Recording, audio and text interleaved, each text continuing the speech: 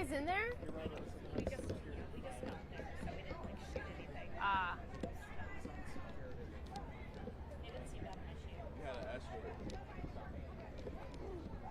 How you doing? What's going on? How you Why doing? do they get this?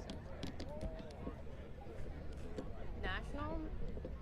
And she just took Yeah. threw this thing on here. We can be national. We can do it for Spotlight. Steal his mic and all of a sudden I'm like, We could do it for Spotlight. Now we're national.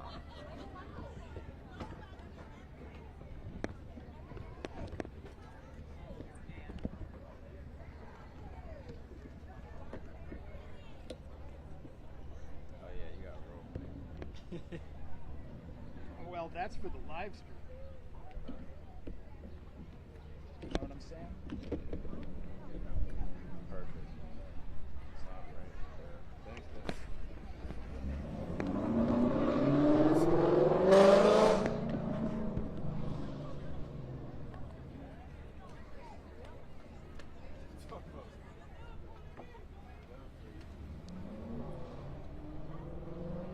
Mic check. 10-9-8-7-6-5-4-3-2-1. Mic check.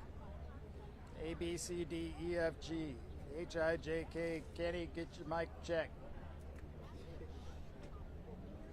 Do it one more time.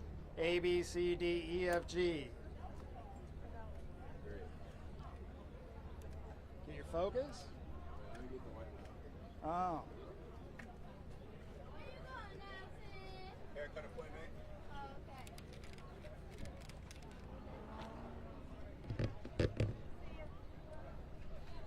Okay. Okay. Okay, sounds good. Sun keeps going that way. I won't be underneath. You got it, but that's a lot. Bro, come on. You don't got to be underneath. I don't care.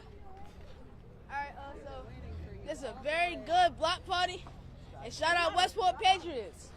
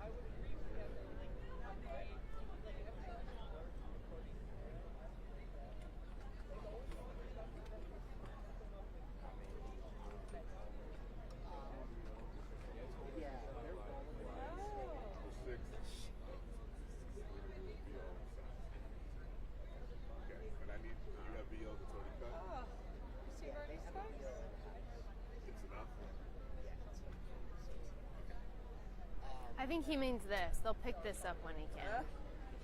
Oh, it's gonna.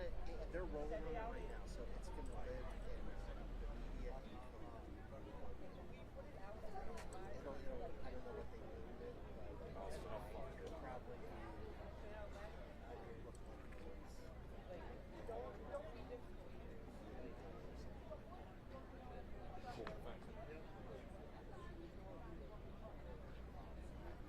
I need one more hairspray spritz, Morgan.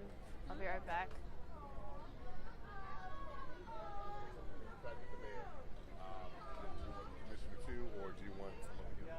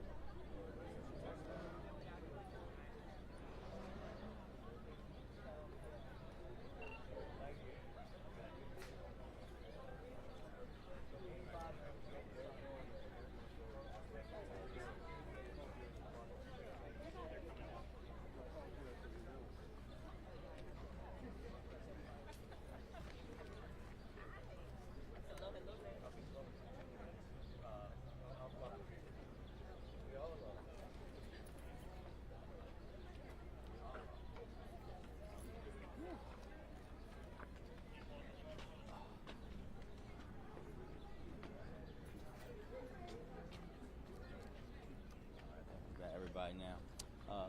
Good evening, everybody. First, before we start, just say who we've been joined by today. We have obviously Councilwoman Felicia Porter, Director Mav Ronis. We have our Fire Chief, our Police Commissioner Delegate Young is here. We also have other folks from Monty and Mark and Rick. We are here to gather today in Brooklyn on the 1 year anniversary of the Brooklyn Day mass shooting, for a day of healing for this community, as we continue to work in partnership with the residents in this community about healing from an event that we saw in Baltimore like no other, and that we never want to see happen to again in any neighborhood.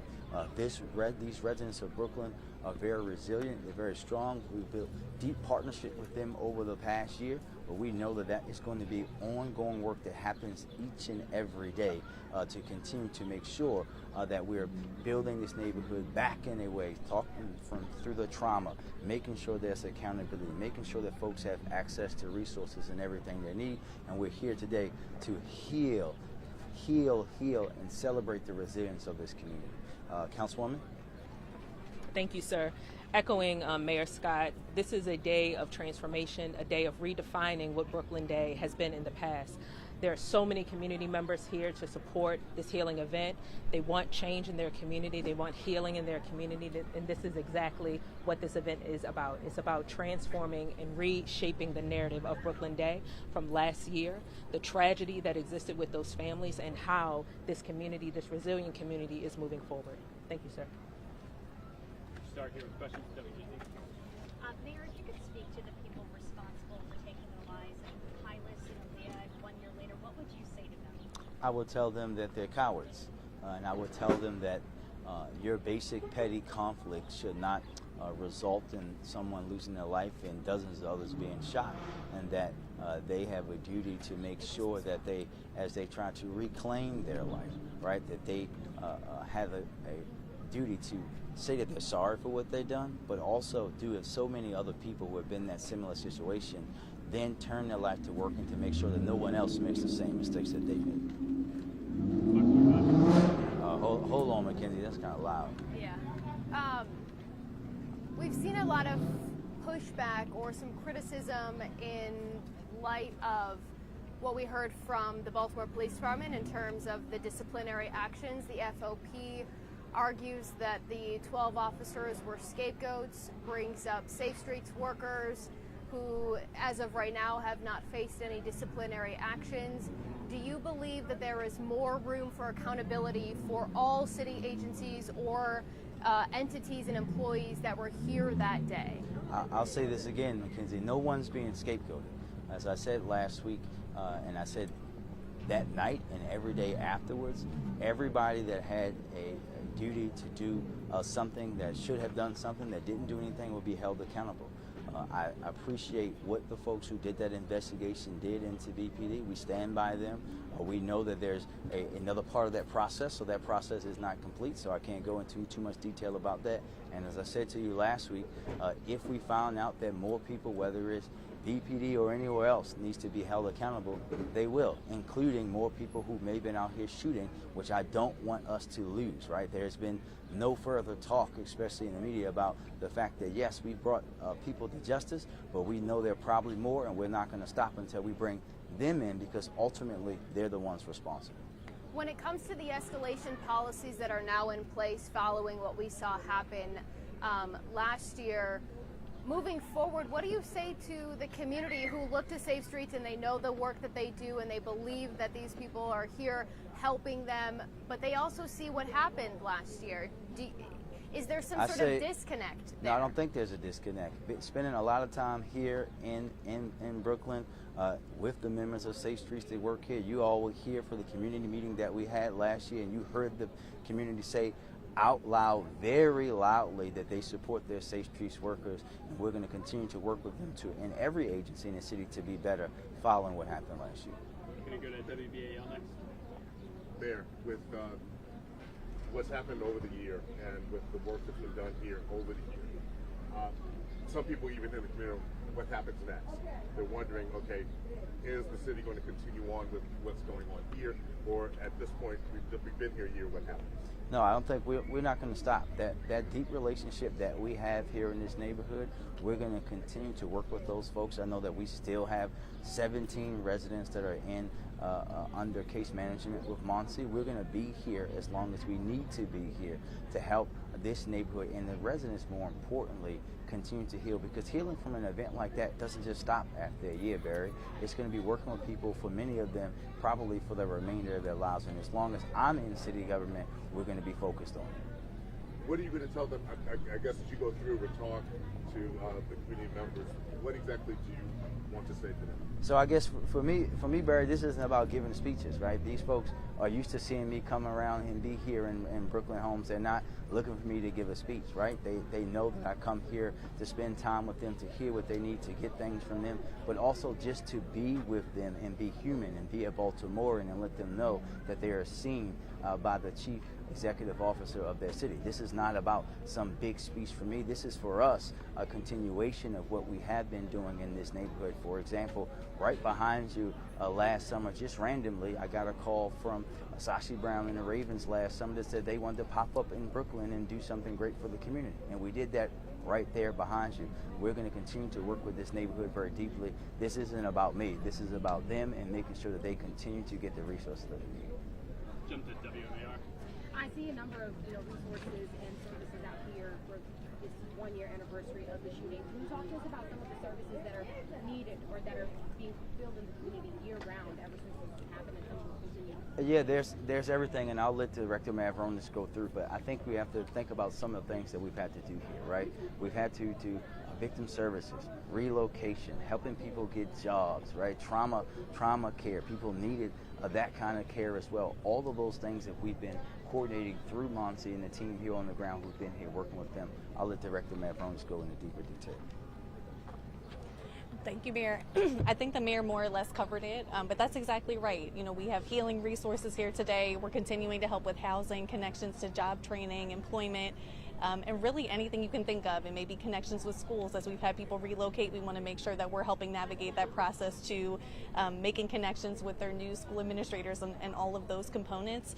And so our team is going to really be fulfilling any need they can, even when it means we have to work with other agencies internal to the city or external. But we've seen a range of needs come up in this community that have evolved over time, and we'll continue to be here to support them. Thank you. Banner. Mayor, this might be a question for you, might be a question for the police commissioner. You talked about criminal accountability. I think 5 people charged, 4 pled guilty. No one's pled guilty to killing anybody, and one's been charged with murder. Upwards of a dozen guns were found to be shot last year. What's the actual status of that investigation? Well, I'll let the commissioner go into detail, but it's still ongoing, right? I think that we've proven, BPD has proven that they're going to continue and bring people to account. Our job, obviously, is to investigate, bring those people, turn them over to the other parts of the justice system. So I obviously can't speak to that, but I can speak to the fine work that our detectives have done and will continue to do for these folks who were recklessly shooting into this crowd. Commissioner? Yeah, as far as the murder, we don't have enough evidence right now to be able to charge with the murder. They're still working on it and continuing to work on it. And as we make arrests throughout the city, we're constantly asking about any information that could lead back to any crimes. We just need that one break where somebody comes forward and says that they saw the individual actually shoot one of the 2 young people who lost their lives. I think this is for the commissioner also. We heard some of the defense attorneys involved in the criminal cases kind of say this case relied a lot on video and not a lot of witnesses that were explaining like the story of what happened and why the shootings took place, and that person was saying the police department's lacking the relationships that would like turn people into witnesses who would be willing to. So I guess, do you have any comment about like the evidence in this case and what you think might be lacking? I think that when someone says that the folks who were here, sorry, I'll wait. I got you. It's a Mustang, if anybody was asking. I think that when folks say that the witnesses here had an unwillingness to speak up, et cetera, I think they have to think about this from the human nature.